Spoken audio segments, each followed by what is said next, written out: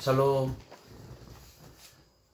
어려운 시기에 참으로 힘겨운 삶을 살아가는 우리의 삶이지만 하나님께서 우리에게 참된 평안을 주셨고 또 앞으로도 우리에게 주실 줄로 믿습니다. 그 하나님의 샬롬이 우리의 마음속에 또 우리의 삶 가운데 늘 충만히 있기를 주의 이름으로 축복합니다. 우리 2020년 9월 8일 화요일 우리 주상교재 42페이지를 함께 참고하시면서 하나님 앞에 함께 예배의 자리로 나아가 예배하기를 소원합니다. 찬송가 먼저 250장을 함께 드리겠습니다.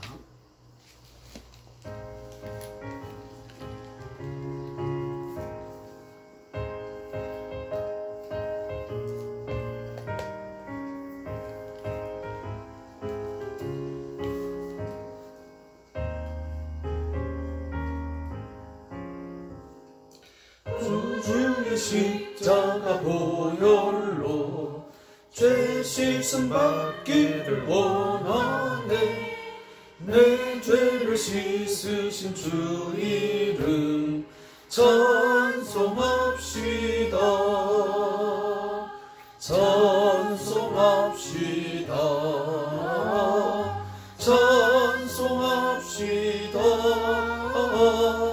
내 죄를 씻으신 주 이름 찬송합시다. 죄악을 속하여 주신 주 내 속에 들어와 계시네. 십자가 앞에서 주 이름 찬송합시다. 찬송합시다. 찬송합시다. 내 죄를 씻으신 주 이름 찬송합시다.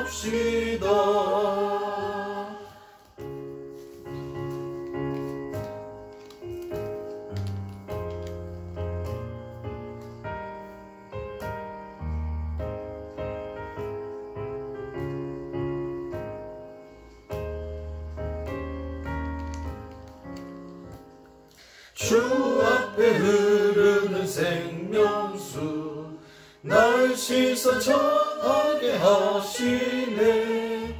내 기쁜 정성을 다하여 찬송합시다.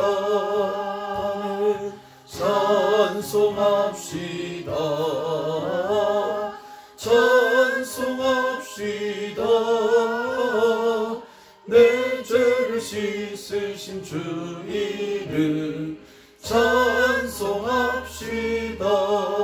내 주께 회개한 영혼은 생명수 가운데 젖었네. 흠없고 순전한 주 이름 찬송합시다. 아멘. 찬송합시다. 찬송합시다. 내 죄를 씻으신 주 이름 찬송합시다.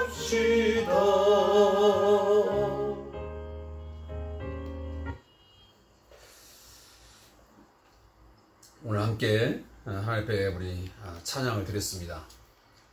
정말 이 찬양의 가사로 고백한 것처럼 정말 구주의 십자가 보혈로 정말 내 죄를 씻으신 그 십자가의 은혜를 생각할 때마다 정말 매 순간순간 하나님을 높이는 삶, 하나님의 은혜와 사랑을 찬송하는 그런 삶을 살아가는 것이 매우 당연하고 마땅하다라는 생각을 갖습니다. 우리가 정말 전적으로 부패하고 타락하여 영원히 죽음의 자리에 놓여 있어야 되지만 그 하나님의 사랑이 우리를 그리스도의 피로 말미암아 살리시고 우리를 구원하여 새 생명 얻은 자로서 영생을 얻은 자로서 살게 하심, 그리고 마지막 우리가 죽음의 날에 저 영원한 하나님의 나라를 소망할 수 있다는 이 사실, 얼마나 소중하고 귀하고 우리에게 놀라운 은혜인 줄 우리가 알고 늘 하나님께 감사하시면서 그 감사에 보답하는 그런 삶을 하루하루 살아갈 수 있기를 바라겠습니다. 오늘 함께 하나님 말씀 레위기 4장 1절부터 10절 말씀을 함께 읽겠습니다. 레위기서 4장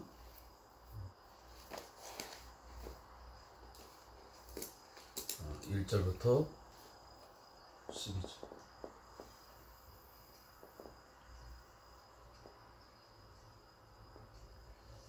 함께 말씀을 읽겠습니다.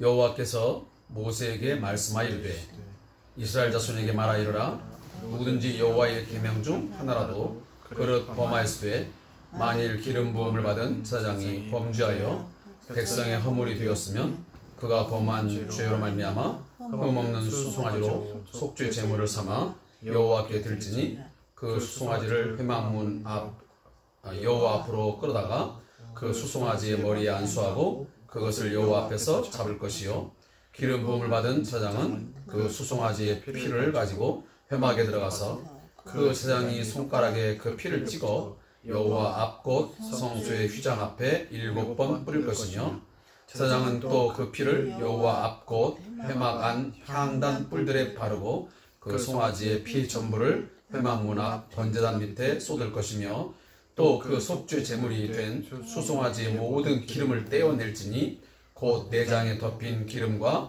내장에 붙은 모든 기름과 두 콩팥과 그 위에 기름 곧 허리 쪽에 있는 것과 가면에 덮인 꺼풀을 콩팥과 함께 떼어내되 화목제 제물의 소에게서 떼어냄같이 할 것이요 제사장은 그것을 번제단 위에서 불사를 것이며 그 수송아지의 가죽과 그 모든 고기와 그것의 머리와 정강이와 내장과 똥 곧 그 송아지의 전체를 진영 바깥 재 버리는 곳인 정결한 곳으로 가져다가 불로 나무 위에서 사르되 곧 재 버리는 곳에서 불사를 지니라. 아멘. 오늘 우리가 함께 9월 8일 우리 화요일 주삼 교제를 가지고 큐티를 나누게 되었습니다. 많은 시간 동안 함께 말씀을 나누지 못한 부분에 대해서 너무너무 송구스럽고 죄송하다는 말씀을 드리겠습니다.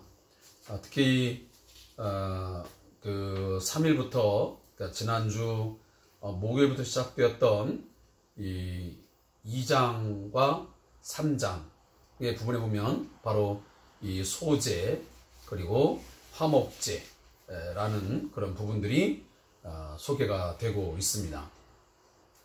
제가 이미 말씀을 다 드렸지만 이 레위기서는 모세 오경의 두 번째 책에 해당되는 것입니다.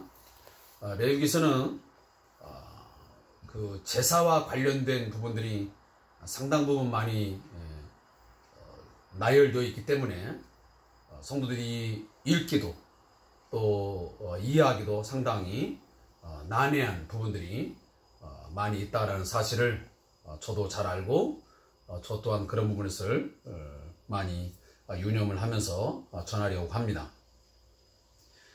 특히나 이 레위기서는 모세의 오경의 두 번째 책이자 그 출애굽기와 민수기를 연결해주는 중요한 하나의 그 징검다리 역할을 하고 있습니다. 출애굽기는 총 40장으로 되어 있죠. 그래서 출애굽기 1장부터 24장까지는 거의 우리가 이제 전반부라고 하고, 그리고 25장부터 40장까지는 후반부라고 이렇게 이제 보통 성경학자들이 나누기도 합니다. 그러나 이 전반부와 후반부에 있어 가장 큰 중심은 뭐냐면 바로 출애굽기 19장에 나오는 이 시내산 그 언약을 절정으로 해서 그것이 어떻게 이루어지는지를 말씀하고 있는 내용들입니다. 혹시라도 잘 모르는 분 있어 제가 말씀드리면, 시내산 언약은 하나님께서 모세를 통하여 이스라엘 백성들을 이제 40년 이제 광야 생활을 하면서 이제 그 시내산까지 이제 오르게 되는데, 그 올라서 하나님이 특별히 선택한 자기 백성, 소유된 백성, 보배로운 백성으로 하나님 그들을 지칭하시고, 그들을 하나님이 어떻게 앞으로 인도해 가실 것이며, 그리고 그들이 하나님의 백성으로서 어떤 그 하나님과의 관계를 잘 유지하면서 발전시켜 나갈 것인지를 구체적인 말씀들을 주셨습니다. 특별히 십계명은 바로 대표적인 하나의 예가 되고 하나의 또 상징적인 의미가 될 수 있습니다. 그래서 하나님과 백성들 사이에 그 관계를 유지하고 발전하는 그런 부분들을 어떻게 할 건지, 그 구체적인 어떤 행동 지침들, 어떤 기준들을 바로 이 출애굽기에서 우리에게 전해주고 있습니다. 그리고 중요한 것은 뭐냐면, 바로 이 하나님의 백성으로서 이제 이스라엘 백성들이 선택됐는데, 그들이 그 관계를, 그 언약 관계를 어떻게 유지하고 나갈 것이냐, 그걸 어떻게 할 것이냐 라고 하는 방법론들을 바로 이 레위기서가 우리에게 가르쳐주고 있습니다. 지난번 제가 말씀드렸죠. 이미 하나님은 자기 백성들에게 어떤 규칙을 주시면서 그 방법을 말씀하시면서 인간의 연약함과 부족함을 충분히 아셨어요. 그래서 그 언약 관계를 제대로 유지 못하고 깨뜨릴 것을 아셨기 때문에, 그 관계가 깨뜨질 때는 너희들이 이 관계의 언약을 지키지 못해서, 다시 말하면 준수하지 못해서 그 약속이 깨졌을 경우에는 이 관계를 다시 회복하는 방법이 바로 이거다 라고 제시해 준 것이 바로 이 번제, 또 소제, 화목제, 속건제, 속죄제, 이 5가지의 이제 제사의 방법들이에요. 그것을 바로 이제 성막 안에서 이제 이렇게 행하게 하셨던 거지요. 왜 다른 데서는 하지 않고 왜 성막에서만 하게 했냐면, 그 당시 하나님은 이 성막을 통해서, 다시 말하면 회막을 통해서 하나님과 그 인간이 만날 수 있는 구별된 장소를 하나님이 허락하셨던 거예요. 그러니까 하나님은 거룩하신 하나님이기 때문에 그 타락한 세상과는 분리된 어떤 장소, 그 분리된 어떤 지역에서 하나님이 만나기를 원했던 거예요. 우리도 그 어떤 정말 소중한 사람, 귀한 사람을 만나려면 아무 데 가서 만나지 않잖아요. 정말 나와 어떤 돈독한 사랑의 관계를 맺고 있고 정말 소중한 사람에게는 특별한 장소를 우리가 이제 정해놓고 만나잖아요.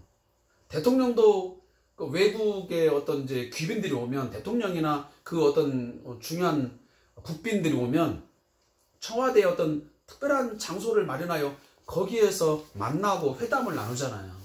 하나님은 그렇게 하신 거예요. 우리 많은 물론 장소가 있고 하나님은 어디든 계시지만 특별히 자기 백성과의 거룩한 만남의 장소를, 구별된 장소를 원하셨던 거예요. 그래서 모세에게 그 성막을 구체적으로 어떻게 만들라고 말씀하셨던 것이고, 바로 이 미팅의 장소로서 성막을 주셨던 거예요. 그 성막에서 이제 하나님과의 어떤 깨어졌던 그런 이제 약속을 지키지 못함으로 되었던 것을 회복하기 위해서 이제 번제도 드리고 소제도 드리고 화목제, 속건제, 속죄제를 드리면서 하나님과 이스라엘 백성들이 만나서 죄의 문제를 해결하고, 그리고 그 거룩하신 하나님과 만남을 가지면서 그 만남 속에서 하나님이 어떤 주시는 그 어떤 새로운 은혜들을 이제 경험하게 하는 그런 일들을 이제 하게 하셨던 거죠. 그래서 바로 이 모든 제사의 구체적인 내용들을 이 레위기서에 다 우리에게 이제 주셨던 것들이에요. 근데 이제 지금 우리 신약의 성들에게는 이런 내용들이 문자적으로는 사실 필요가 없어요. 우리가 지금 이렇게 제사를 하지 않잖아요. 그러나 우리가 왜 이것을 배워야 되느냐 하면, 이것이 주는 우리에게 뭔가 상징적인 의미가 있어요. 그러니까 똑같이 문자적으로는 우리가 이걸 받아들이지는 않지만 이걸 행동하지 않아요. 왜? 이미 예수 그리스도의 십자가의 죽으심을 통해서 이 5대 제사가 상징했던 어떤 모형으로서 보여줬던 모든 것들을 예수님의 십자가의 죽으심을 통해서 성취하고 다 완성했기 때문에 우리는 또다시 이렇게 막 소를 잡아서 양을 잡아서 아니면 비둘기를 잡아서 아니면 고운 밀가루를 뭐 빻아가지고 흔들어서 이렇게 요제로 뭐 소제로 드리는 일은 하지 않아요. 우리 이제 예수의 이름으로 그의 피의 공로를 의지하여 나가면 우리가 죄사함을 받고 우리 헌신을 다짐하고 하나님과의 만남을 갖고 하는 것이 이로써 더 이상 할 거야. 그러나 여기에 우리의 삶의 어떤 원리, 그 원리는 있단 말이야. 여기가 하나님 앞에 우리가 어떻게 나가야 되고 어떤 삶의 자세를 갖고 나가야 되는지, 그 예배자로서의 삶을 어떻게 살아야 되는지를 하나의 원리를 우리에게 여기서 말씀해 주는 거예요. 그래서 우리가 이 레위기서를 읽어야 되고 깊이 있게 묵상하고 여기서 뭔가 오늘 우리 21세기의 현대인들에게 이 말씀이 어떻게 적용될 것인가를 우리가 고민해야 되고 또 기도해야 되는 부분들이에요. 자, 그래서 오늘 제가 이제 뭐 너무 오랫동안 이제 안 해가지고 이 부분들을 다 설명하기는 상당히 많은 이제 부담감이 있는 것이 사실이에요. 그렇지만 잠깐 하면 이제 번제는 제가 전에 말씀드렸잖아요. 번제는 완전히 그 재무, 그러니까 소든 뭐 양이든 그 재물을 잡아가 오면 그 드리는 사람이 그 재물을 이제 죽이잖아요. 잡잖아요. 그러면 이제 나머지 이제 뭐 그 내장을 뭐 꺼내고 뭐 하고 불태우고 하는 것들은 이제 제사장이 그 일을 하지요. 그런데 이 번제의 의미는 재물을 완전히 다 태워서 드린다는 거예요. 자, 그것은 뭐냐면 하나님의 완전성을 의미하고 하나님의 성결성을 의미한다고 우리가 또 신학적으로 해석을 해요. 그래서 하나님은 우리로 하여금 그 완전한 어떤 그 희생의 제사를 요구하시고 그런 완전한 것들을 받으시는 그런 분이라는 거예요. 그리고 인간의 모든 죄는 반드시 죽음으로 해결된다는 거예요. 그래서 소든 양이든 반드시 죽여서 피를 결국은 받아가지거든요. 피를 뿌리죠. 제단에 뿌리거나 또 이런 행위들을 하잖아요. 그런 것들은 성경에 보면 피는 곧 뭐예요? 생명이에요. 피가 없는 생명체 있어요? 없어요? 없어요. 생명체에는 반드시 피가 있어요. 그래서 결국은 하나님 앞에 그 나의 모든 전 생명을 드린다. 아니면 그 어떤 생명의 값을 치운다는 것은 반드시 피를 뿌려야 되는 거예요. 그래서 그 예수님이 우리의 모든 죄를, 우리의 생명을 사기 위해서 자신의 생명의 바로 상징인 피를 그가 흘리신 거예요. 그래서 피를 흘리심으로 우리를 죽음에서 건지셔서 우리에게 새 생명을 주신 것이죠.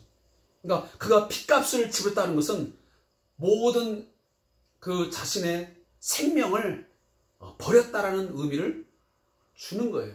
그래서 피 흘림이 없은즉 사함이 없느니라 라고 말씀을 하시는 것이죠. 자, 그런 번제가 의미했고요. 또 이제 뭐 소제는 이제 특별히 그 피 흘림이 없는 제사 중에 하나가 바로 이 소제예요.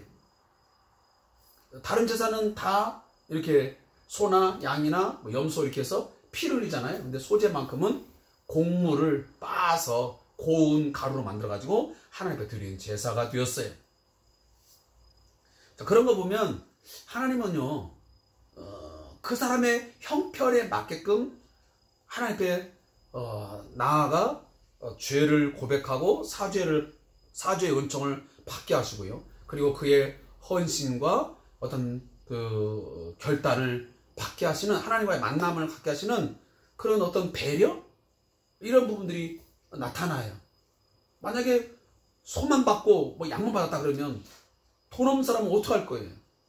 그렇지만 하나님은 돈이 있는 자든 있으면 있는 대로 또 없는 대로 나름 그렇게 구별을 하셔서 거기에 맞게끔, 그러니까 그 곡식 가루를 빻아서 드릴 수 있는 사람은 그렇게 드리게 하고, 또 비둘기를 잡아서 드릴 사람은 또 그렇게 하게 하고, 또 양으로 드릴 사람은 양으로 드리게 하고 해서 뭔가 적절하게, 또는 공평하게 이렇게 해서 하나님 앞에 제사하게끔 하고 하나님과의 만남의 기회를 이렇게 균등하게 하는 그런 어떤 제도를 하나님이 허락하셨던 거예요. 특히 또 다음에 이제 우리가 화목제가 나왔죠. 화목제의 중심이 뭐냐면 하나님과 그 인간이 죄의 문제로, 죄로 말미암아 다시 말하면 그 화목한 관계가 깨어졌는데, 하나님과 만남이 없었는데 이 화목 제물을 드림을 통해서 뭐 하냐면 다시 그 화목한 관계가 회복되는 거죠. 그래서 화목 제물의 가장 중요한, 화목제의 가장 중심이 뭐냐면 그 하나님과 상호 완전한 관계를 회복함에 있어요. 그래서 나중에 화목제를 좀 보면 좀 알겠지만, 화목제를 드리고 나면 그 제물을 드리고 나서 이렇게 인간들이 서로 그것을 나누어서 그 고기를 나누어 먹는 부분들이 나와요. 물론 피는 먹으면 안 돼요. 피는 곧 생명이기 때문에 하나님이 그 피를 먹지 못하게 하셨어요. 그리고 그 나머지는 이렇게 이제 하나님이 먹으라 하는 것은 함께 공동체가 이렇게 나눠서 먹는 그런 것도 있어요. 다시 말하면 하나님 앞에 우리가 하나님과 인간이 서로 화목한 관계가 되었기 때문에 이것을 축하하는 축하연회가 열어지는 거죠. 그런 의미를 갖고 있어요. 그리고 이제 오늘 나오는 게 뭐냐면 바로 제사장의 속죄제가 이제 오늘 본문에서 나오고 있죠. 이 속죄는 여기 그 본문 요약에도 잠깐 설명하고 있지만, 레위기서 4장 1절부터 5장 13절은 속죄제, 5장 14절부터 6장 7절은 속죄제의 내용이다 라고 나오면서, 번제, 소제, 화목제가 자발적으로 하나님께 드리는 제사라면 속죄제와 속건제는 의무적인 성격을 가진 성전 제사이다 그랬습니다. 그러니까 번제나 소제나 화목제는 그 제사를 드리는 자가 어떻게 한다고요? 이건 자발적이에요. 내가 자원하여 드리는 거예요. 그런데 여기 속죄제와 속건제는 반드시 이건 의무제. 이건 하지 않으면 안 되는 거예요. 그건 왜 그럴까요? 죄의 문제는 이건 무슨 자발성 아니면 내가 자원하여 하는 것이 아니고요. 이건 의무적으로 반드시 속죄, 다시 말하면 죄의 문제는 해결해야 되는 문제이기 때문에 그렇게 의무성을 띠게 하신 거예요. 그래서 이제 오늘 이 부분들은 제가 어저께 했던 저자의 묵상하고요, 오늘 거 할 거 저자의 묵상을 읽는 것으로 오늘 내용을 좀 마무리할까 합니다. 그래서 41페이지 나오는 저자의 묵상 하고요, 오늘 44페이지 나오는 저자의 묵상을 함께 좀 읽으면서 내용을 정리를 좀 하겠습니다. 자, 먼저 41쪽에 있는 저자의 묵상 함께 읽겠습니다. 시작. 예배는 하나님과 친교하고 예수님을 통해 하나님과 인간이 화평을 이루는 시간이다. 아울러 성도들이 예배를 주관하시는 성령님 안에서 서로 간의 화평을 경험하는 자리이다. 그런데 우리의 예배는 지나치게 의식적으로 경직되어 있다. 단순히 일방적으로 제공되는 예배를 관람하고 있지 않은지 돌아봐야 한다. 하나님께 드리는 예배는 종교적 습관으로 굳어져서는 안 되며 예배 속에서 진정한 하나님과의 교제를 경험해야 한다. 그리고 교회에 와서 예배만 드리고 가는 것은 온전한 예배라고 볼 수 없다. 예배 후에 공동체의 하나됨을 고백하는 성도 간의 교제가 필요하다. 교제가 예배 속에서 이루어질 때 그것이 진정한 예배가 된다. 이렇게 예배가 잘 이루어지면 교회는 싹 속에서 화목을 이루는 아름다운 도구가 된다. 예배를 통하여 하나님과 성도의 하나됨, 성도와 성도 간의 하나됨을 경험하는 역사를 기대해보자. 매일 드리는 예배를 통하여 경험할 화평의 비전을 품자. 그것이 이 땅에 교회가 존재하는 이유이다. 하나님, 우리를 화목의 도구가 되게 하소서. 하나님과 화목하고 이웃과 화평하게 되는 삶을 살게 하소서. 자, 이것은요, 화목제에 관련된 이야기를 지금 하는 것입니다. 그러니까 하나님 앞에 화목제를 드렸으면 그것을 가지고 공동체가 먹고 마시면서 잔치를 베풀었습니다. 그러면 교제를 나눴던 거죠. 이게 초대교회도 있었잖아요. 마찬가지로 오늘날 우리 교회도 이 공예배가 이루어졌으면 공예배 마치자마자 축도가 마치기 전에 막 그냥 뭐 도망가기 바쁘고 뭐 일과를 가기 바쁜데 그렇게 해서는 온전한 예배가 되지 않는다는 거죠. 끝났으면 함께 공동의 식사 아니면 성도의 뭔가 교제를 나누고 서로가 위해서 함께 기도해주는 그러한 시간들이 필요하다. 그래서 뭔가 교회 공동체는 그리스도 안에서의 새로운 사회, 거룩한 공동체의 모습을 반드시 실제화시켜야 돼. 그러니까 다시 말하면 말씀과 성령의 다스림을 받는 예수의 어떤 공동체는 이런 것이다라는 것을 반드시 보여주어야 되는 그런 사명을 띈 곳이에요, 이게 교회가. 그래서 교회는 너무너무 소중한 거예요. 교회는 그래서 구별된 그런 모임을 만들어야 돼요. 색깔을 내야 돼요. 교회가 똑같이 꼭 먹고 마시고 그냥 무슨 거기서 무슨 돈을 하고 이런 세상의 모임과 같이 돼서는 결코 안 되는 거라는 것을 오늘 본문에서 저자가 묵상하고 있는 거예요. 자, 마지막으로 44페이지를 하겠습니다. 죄는 나 자신뿐만 아니라 나와 관계하는 모든 것에 영향을 미친다. 사람이 범죄하면 그가 가지고 있는 물질도 죄를 짓게 된다. 그리고 그가 속한 공동체까지 죄를 범하게 한다. 그렇게 되면 하나님의 임재가 나타나지 않는다.